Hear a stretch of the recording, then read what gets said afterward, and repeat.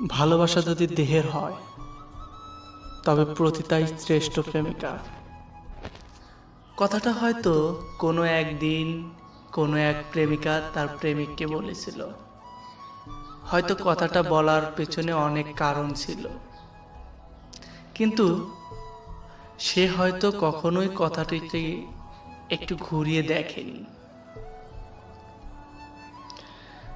ভালোবাসা যদি দেহের হয় তবে প্রতিটাই শ্রেষ্ঠ প্রেমিকা কথাটা শুনতে যতটা না সুন্দর তার চেয়ে বেশি অর্থবহ করে। কখনো কি ভেবে দেখেছো কথাটি একটু ঘুরিয়ে? ভেবেছো কি দুনিয়াতে এত মানুষ থাকতে সে কেন তোমাকেই ভালোবেসেছে?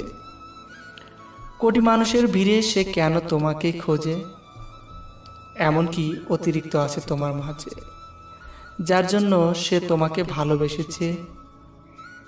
যদি বলো ভালোবাসা শুধু মনের বিষয়, তবে ভুল করবে। ভালোবাসতে গেলে দেহ ও মন দুটোরই প্রয়োজন আছে। মানুষ কখনোই শুধু মনের প্রেমে পড়ে না, মনের সাথে দেহের সম্পর্ক থাকতে হবে, তবেই মানুষ তোমার প্রেমে পড়বে।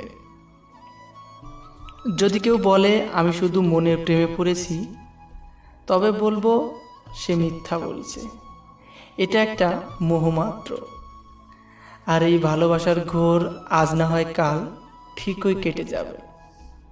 সত্য এটাই যে ভালোবাসতে গেলে দেহের সাথে মনের সম্পর্ক থাকতে হবে, আর দেহ ও মন দুটোর প্রতি সমান ভালোবাসা থাকতে হবে। কিছু সময়ের জন্য ধরে নিলাম প্রেমিক না হয় তোমার দেহের জন্যই তোমাকে ভালোবেসেছে। তুমি কি করেছো? পৃথিবীতে এত মানুষ থাকতে কেন সুদর্শন ছেলেটাকেই তোমার প্রেমিক হিসাবে বেছে নিয়েছো? কেন ক্লাসের স্মার্ট ছেলেটাকেই তোমার ভালো লাগে? কেন ক্লাসের সহজ সরল ছেলেটার প্রেম নিবেদন সেদিন প্রত্যাখ্যান করেছিলে? সেই স্মার্ট না বলে, তাকে দেখতে অতটা সুন্দর না বলে তুমি তার প্রেম নিবেদন সেদিন প্রত্যাখ্যান করলে। অথচ দেখো একজন সুদর্শন ছেলে প্রেম নিবেদন করার সাথে সাথে তুমি তা গ্রহণ করে নিলে। কিন্তু তুমি সেই বলো প্রেম যদি দেহের হয় তবে প্রতিটাই শ্রেষ্ঠ প্রেমিকা। সর্বোপরি এটাই যে প্রেম করতে হলে অবশ্যই দেহের প্রয়োজন রয়েছে। শুধু মন দিয়ে কখনোই প্রেম হয় না।